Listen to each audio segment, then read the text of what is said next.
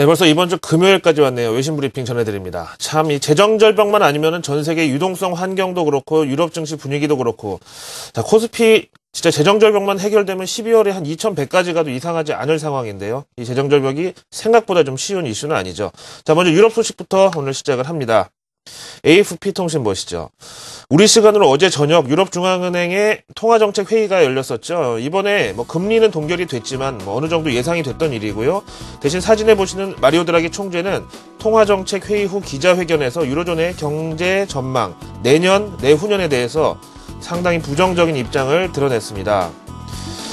유럽중앙은행의 유로존 경제 전망에 따르면 유로존은 올해는 물론이고 내년 2013년까지 역성장, 즉 경기 위축이 불가피하다고 밝혔고요. 내후년인 2014년에 가서야 플러스 성장으로 돌아설 수 있다고 밝힌 건데요. 물론 지금으로서 판단하기에가 그렇다는 거죠.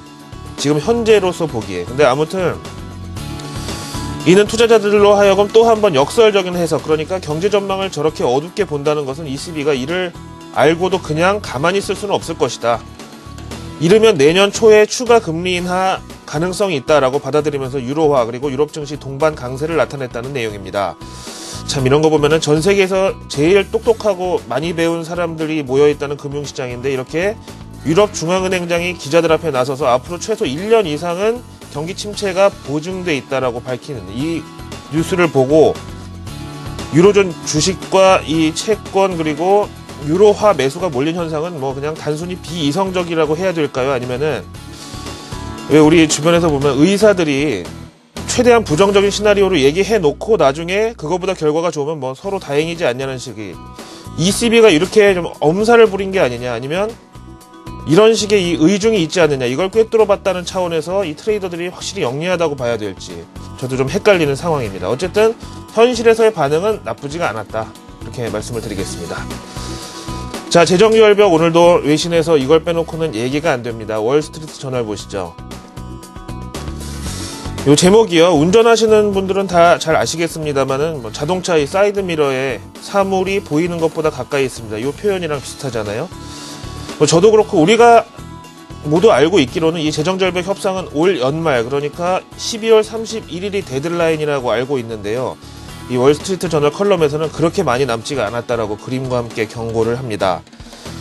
그러면서 사실을 드러놨는데 원래 미국 의회는요 12월 21일이 회기를 마감한다고 합니다.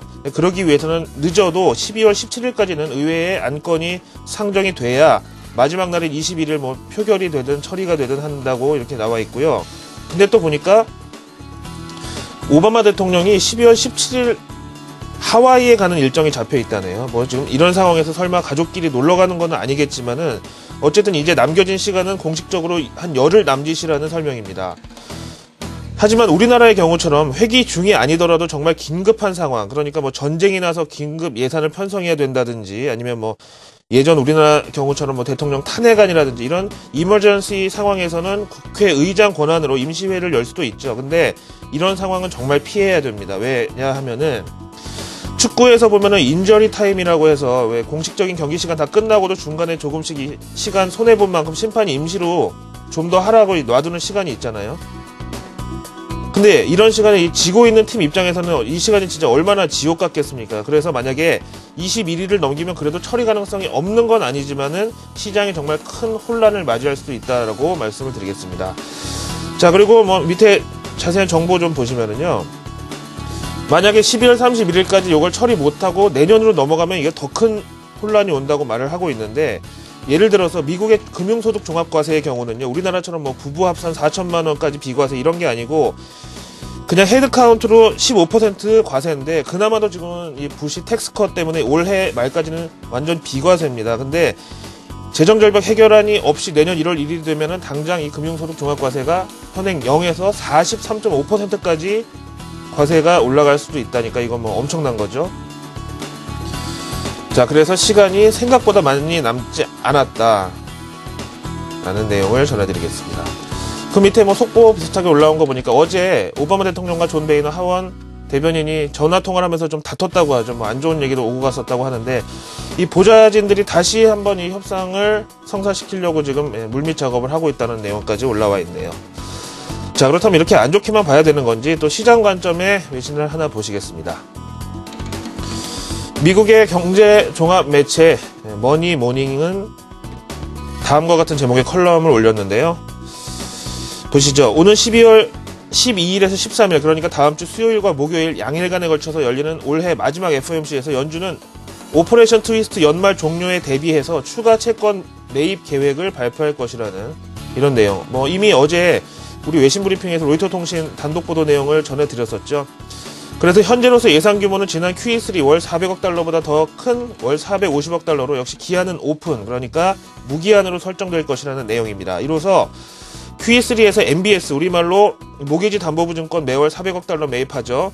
그리고 이와 병행해서 이번에 만기 채권을 포함한 국채를 450억 달러 어치씩 걷어들이면 합해서 매월 850억 달러가 시중에 풀리게 되는 셈입니다. 이렇게 유동성 완화가 좀 더 속도를 낼 경우에 지금 보시는 이 머니모닝 컬럼에서는 금 가격이 가장 민감하게 반응할 것이라는 설명입니다. 오늘 뉴욕 상품거래소에서 금 가격은 전일 대비 5달러 60센트 오르면서 온스당 다시 1700달러 선을 회복했습니다. 금은 보통 이 달러화처럼 주가와는 역동조화, 즉 반대 흐름을 보이는데 오늘 미국 상승장에서도 금이 저 정도 오른 걸로 봐서는 글쎄요, 다음 주 FOMC 추가 양적 완화 가능성에 어느 정도 시장에서도 인지를 하고 있고 수긍을 하면서 한 발 앞서 반응이 나온 것이라고 봐야 되겠죠. 자, 오늘 날씨는 춥지만 기분 좋은 금요일장 오랜만에 맞이할 것으로 기대해도 나쁘지 않겠습니다. 금요일 아침 외신 브리핑이었습니다.